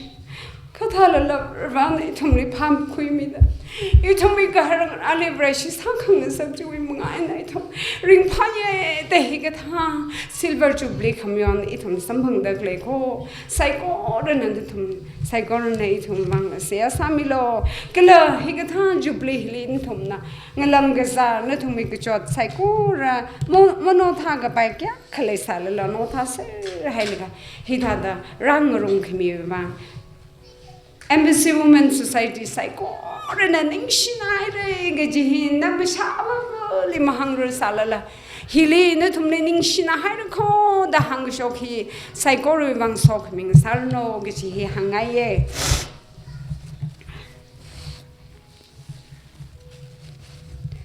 Gala Jubilee Hilly program lay Shuru Quimig High, Netum Psycho. Really learning she aja itumwe alungle moderator sami dekle ashuni aya Bangalore wen khongne yang church na hita de le kho ge hele awe atam ko tong ku shok le ta rami de le itume recording secretary itume youth we president sada klene embassy church hi we yang youth president aruri sada klene kayang le itume recording secretary la khle de le itume church we alung le youth ping tam khui ga hai ga chung kha le khang sa chi bang na ning shina ye ran ning shi sang khat ta le ho ge he ajin athum khle wi mangai na women society na Sakangai program ko tong khale athum na mabung pha khang sang nei ge he society bak ain la ning shimi dele hang kangai le ka chung khale ye hang dala makan mare ithum me ot manga sak haili mong gata mong gshung mong ga pai ma wa ga pai psychorally church na ot ngurut ka hang kha ithum me ya go homana than laga awe azing le de clay staff ping dikan ping na than laga women society psychorally ka toming hai psychology we manga aina aji ithum na thum le ogutu we ot manga ot nei de khama mir salala ning shi hai ko the women society na thum le hangda clay hin thum na ning tong aina na thum mi sakami na thum na odram na chak haije revan ma shai la na thum le ma tai khame ya na thum ni sok mi ta shung mi rano women society na thum mi ke pen ma sa mi ram rai kha na thum na odram ma chami gai I thum mi bang phaning mi gai support sa mi gai psychology revan na thum le ma tai mi da so mi rano ga ji hi in hang ji khnawa sada hang khangai ne Jane and Sonda, itum Razanghai, Nitum psychorally, woman, Jubilee secretary, Akasada, you wearing a pa hang my maklage with Vangaina, sing yet with Vangla, Glenatum, the Mama La program, Sampang Laga, Chers Hikataka, dear, Chers Hilly, you will say Haladerga Saplum, Danatumna, Shimli, Seasalaga Chers Hilly, Rana, Sang Mighai, Sang Mighai psycho. Really, very soft me, that's me, sir. No, get a hang like a tongue. Okay, amen.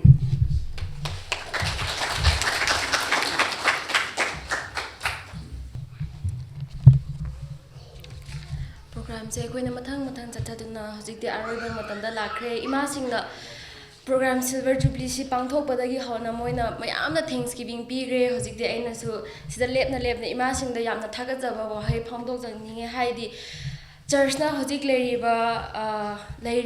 level church na oiriba se imasing noi miyam na noi gi aron magada matam kuting magda prayer to na leibagi mapana ne ko haibasi noi du ningsing haninge aduga nacha miyam leiriba miyam direct tambada oirisu thabak tobada oirisu miyam na khongjang jang challaga mai pak na leiriba miyam se imasing noi miyam na prashna tobibagi mapana koi se ngasi sa lepa leiba ngambane haibasi imasing da ningsing hanjang baga loina na noi miyam da su yam nungai jare haibasi haijan ningmane noi na mi miyam da nungai re haina haibado khoi na su noi miyam da su nungai re haina haijabado haijaningmane aduga noi su matam khibikta adu ningsingduna noina achauba thodang lobagi mapana leiribane ko haibasi noina sa chauthokna leibagi noi su hak achauba lei haibasi noi ningsinghan chahanningbane hojikti akhoina program se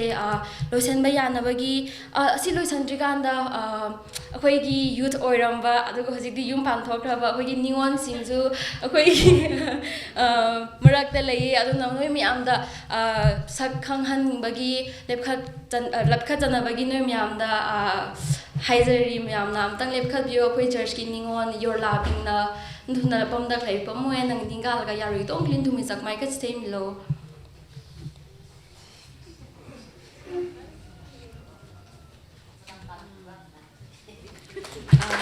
sise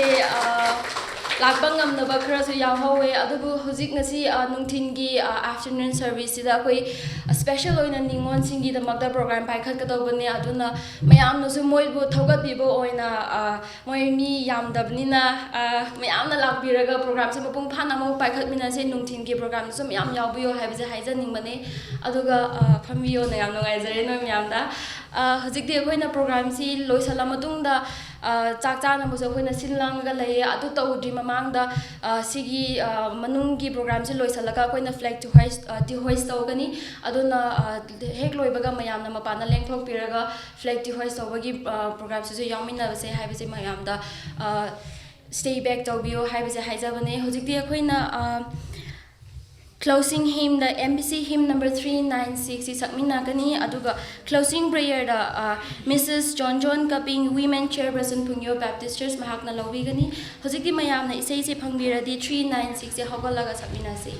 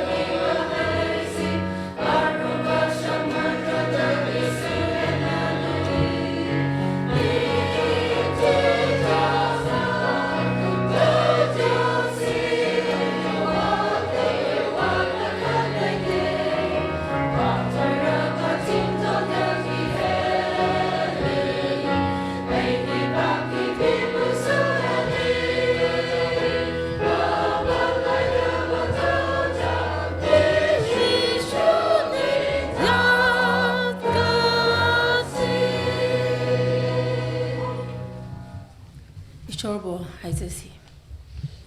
ꯑꯩꯈꯣꯏ ꯄꯨꯝꯅꯃꯛꯀꯤ ꯏꯄꯥ ꯏꯁꯣꯔ ꯅꯍꯥꯛꯄꯨ ꯊꯥꯒꯠꯆꯔꯤ ngasi yamna harau nungaiba koi Meitei Baptist Church Women Society gi chehi kun manga suba civil jubilee nahakna phanghan piba ki tamakta ishor nahak pu thakachari nahakna ekhoi miyam bu harau nungaiba gi ngasi Women Society na ekhoi bu kausilagle hailaga mafam sida ekhoi miyam pule hairaga nahaki mingda thakatujaba nahakna lobiu ngasi ekhoi miyam bu ayuk ki program sida nahakna loina bire hairaga ahobadaki aroiba phau nahakna loina bigi tamakta yamna thakachabani nahaki nanaibo nahakna sitin bi duna nahaki aphaba wa pao phajana ekhoi bu semthok pi khre ta khiba mayam ekhoi bu su pol pina biyo ishor nahak bu changja duna nahakna ekhoi bu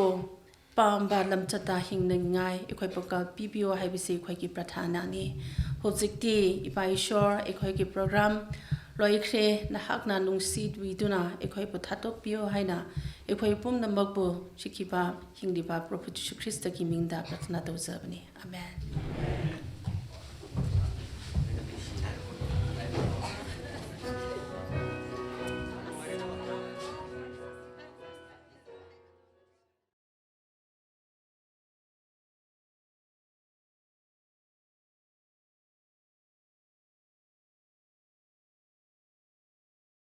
Hozikti akhoi women ki chahi manga suba silver jubilee program mathang loisanlakduna hozikti flag to hoist tawba matamda yaurakle flag to hoist ase Mrs. N Thingai now Vice Chairperson Women Society Embassy Ukhrul mahakna lawbigani matamsi mahakna sinazari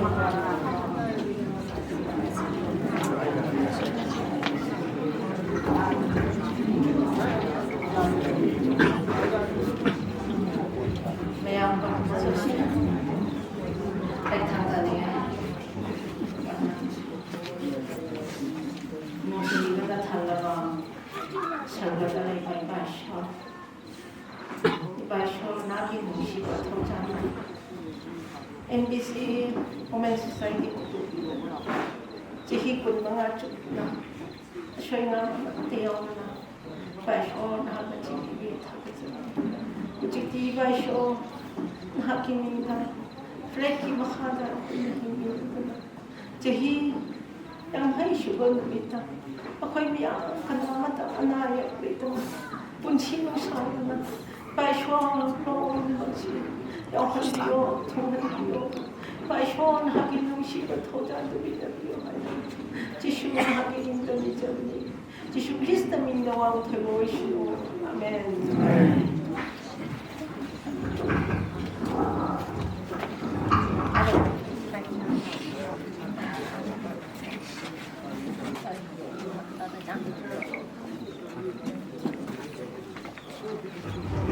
Flexin thagat khaba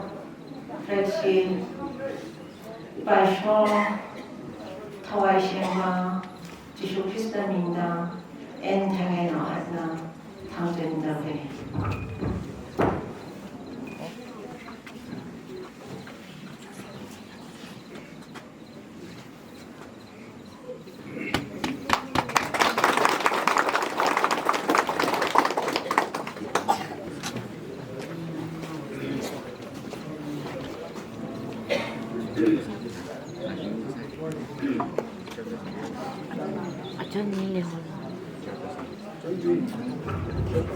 Women Society की chairperson था सोमलिया संजीवना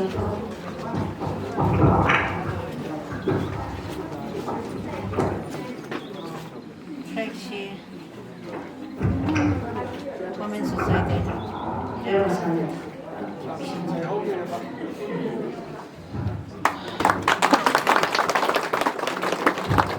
ꯑꯩꯈꯣꯏꯒꯤ Jubilee Women Society ꯒꯤ ꯃꯌꯥꯝꯅ ꯂꯥꯛꯄꯤꯔꯒ ꯃꯄꯨꯡ ꯐꯥꯕꯒꯤ ꯑꯩꯈꯣꯏꯒꯤ ꯏꯁꯣꯔꯒꯤ ꯊꯧꯒꯜ ꯏꯁꯣꯔꯒꯤ ꯕ꯭ꯂꯦꯁꯤꯡ ꯐꯪꯃꯤꯟꯅꯔꯦ ꯏꯁꯣꯔꯕꯨ ꯌꯥꯝ ꯊꯥꯒꯠꯂꯤ ꯃꯌꯥꯝꯒꯤ ꯑꯣꯏꯕ ꯄ꯭ꯔꯣꯒ꯭ꯔꯥꯝ ꯃꯌꯥꯝꯁꯤꯡ ꯑꯁꯤ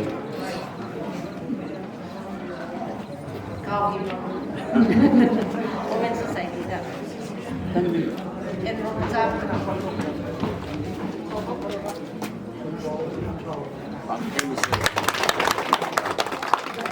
ꯃꯌꯥꯝ ꯃꯌꯥꯝ ꯁꯣꯔ ꯊꯥꯒꯠꯂꯤ ꯐ꯭ꯂꯦꯛ ꯍꯣꯏꯁꯇꯤꯡ ꯑꯣꯏꯔꯕꯁꯨ ꯃꯣꯅꯨꯃꯦꯟꯒꯤ ꯑꯣꯏꯔꯕꯁꯨ ꯃꯌꯥꯝ ꯃꯄꯨꯡ ꯐꯥꯅ ꯐ꯭ꯂꯦꯛ ꯍꯣꯏꯁꯇꯤꯡ ꯑꯣꯏꯔꯕꯁꯨ ꯃꯄꯨꯡ ꯐꯥꯅ ꯆꯔꯆꯀꯤ ꯑꯣꯏꯔꯕꯁꯨ ꯃꯄꯨꯡ ꯐꯥꯅ ꯁꯣꯔꯒꯤ ꯃꯤꯡꯗ ꯑꯩꯈꯣꯏ ꯄꯥꯡꯊꯣꯛꯄ ꯐꯪꯈ꯭ꯔꯦ ꯑꯗꯨꯒ ꯑꯩꯈꯣꯏꯅ ꯍꯦꯟꯅ ꯃꯄꯨꯡ ꯐꯥꯕ ꯍꯥꯏꯕꯁꯤꯗꯤ हेन मपुंग फाबा हाइबसिदि छाक चाबा हाइबसिदि अदु हजिक छाक चाबा हाइबसे लौद्रबदि अखय थुजरगा हलखि बया अदुना छाक चाबदु अखय पाथोब यानङाय सोरगे थावजान अदु हेन फंङाय अदु अखय हावना लोब यानङाय तमथा अखय कोरखा बैप्टिस्ट चर्च माइजेलो बैप्टिस्ट चर्च के पास्टर मिस्टर गुना बाबा हाइजनङाय निजरे माना प्रोग्राम पारनाद अखय ईश्वर की मिंगा तकले नसे गुनासा सुमेना 25 ओमेन जुबीली सुमेना सेलिब्रेशन लाकेगा प्रार्थना तौबा मतलब बिबिलासी जुबली कमेटी ओकेगे योसन लाके पास्टर तायम तकले बजे ओके प्रोग्राम दि लोगे रातुगा नसे हिगे तो हेक्रे ओके डेलीगेशन मिला को मयाम तो कमेटी भना आउना मैना साथ पिवा फुंगलो चारेगा चटियो है लगे प्रार्थना तब मत अभी बस थकाले आइने दि गोरखा मोरनगी प्रार्थना तब जेके तो आप कम प्रार्थना तब से स्वर्ग महामुनि जीवको परमेश्वर पिता हामी तपाईलाई धन्यवाद दिन्छौं आज मैते बैप्टिस्ट चर्चको 25 सिल्भर जुब्ली पूरा भएको दिनमा पिता तपाईले आज हामीले कथा गर्नुभयो विभिन्न चर्चदेखि आएका प्रभु आज तपाईको दासहरू आज मैते बैप्टिस्ट चर्चमा आइकिन अन्तिम आज ओ जुलाई महिनाको आज 22 को प्रभु यो मर्निङ सर्भिसले हामी अन्त गरेको छौं यसै गरे पनि तपाईको दास आज विशेष गरी वचन लिएर आउनु हुने प्रभु आज तपाईको छोरी दासीका प्रभु आजको प्रवक्ता ज्यूले आशिष बचा बोल्नु भयो प्रत्येक अब यहाँबाट छुट्नु भन्दा अगाडि प्रभु हामी तपाईलाई धन्यवाद दिन्छौं तपाई सारा सृष्टिको मालिक प्रभु आज हामी उख्रुल आज सेन्टरमा आज मैते बैप्टिस्ट चर्चको वुमेन सोसाइटीको आज 25 वर्षौंको प्रभु आज यो सेलिब्रेसनमा तपाईले कथा गर्नुभयो आज विभिन्न प्रभु चर्चदेखि आउनु भएका आज गोर्खा चर्च आज हिन्दी चर्चदेखि आएर प्रभु यसरी सामेल भइकन हामी प्रार्थनाद्वारा तपाईलाई धन्यवाद दिन सक्यौं आउने दिनहरुमा पनि प्रभु आज मैते चर्चको वुमेनहरुको लागि प्रभु आउने उहाँको सेवाकाई मिनिस्ट्रीमा पनि प्रभु तपाईले आशिष गर्नुहोस् आउने दिनमा आज असल तरिकाले अगाडि बढ्न सकेको होस् धन्यवाद दिन्छु प्रभु यसरी नै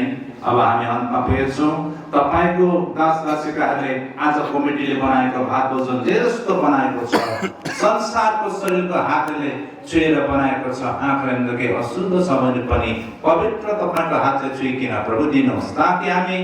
आज इसको भात भोजन खाइ पिइ तृप्त भएर हाम्रो शरीरमा बलदायक ज्ञान पाइकिन सदा हामी तपाईलाई महिमा र धन्यवाद दिन सक्दै जीवनमा प्रयोग सुभाउँदै खाने पिउनको लागि हामी इज्जत र आशिष माग्दछौं हामीलाई उद्धार गर्नु र जीवन दिनुहुने एकमात्र दयालु प्रभु येशू ख्रीष्टको नाममा माग्दछौं